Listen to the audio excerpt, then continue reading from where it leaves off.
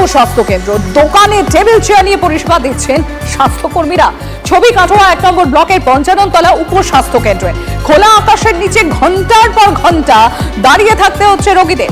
যদিও পঞ্চায়েতের তরফে জানানো হচ্ছে এই উপস্বাস্থ্য কেন্দ্রটি জলে ডুবে যাওয়ায় দূরে বাঁধমোড়া এলাকায় একটা নতুন সেন্টার খোলা হচ্ছে, কিন্তু এলাকার লোকজনের সুবিধার কথা ভেবেই এই যে 55 তলা স্বাস্থ্য উপকেন্দ্রের সামনে দোকানে দুদিন পরিষেবা দেয়া হচ্ছে। ওখানে জল বসা হবে না, জলে যাওয়া যাচ্ছে না, তাই বলি এইটা দিয়ে আসছি। কোনো রকম বসতেছে না, ছেলেরই কত কষ্ট দাঁড়িয়ে আছে, ইঞ্জেকশন করে না পেয়েছে বসতে, আর উপায় না, ইঞ্জেকশন করতে আসতেই হবে। কিছু করার নেই, হসপিটালে জল জমেছে, ওখানে বনবাতারি প্রচুর সমস্যা দেখা দিয়েছে, সেই জন্য এখানে বাধ্য হতো করতে।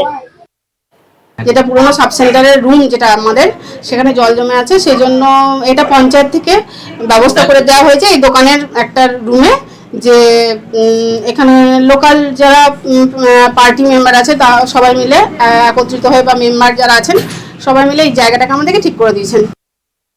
বৃষ্টির পরিমাণটা অনেকটাই বেশি হয়েছে, এইবার জায়গাটা একটু নিচু, জল জমে রয়েছে বলে যাতে নাগরিকদের অসুবিধা না হয় পঞ্চায়েত থেকে তার পাশে একটা জায়গার ব্যবস্থা করেছে যাতে তারা পরিষেবা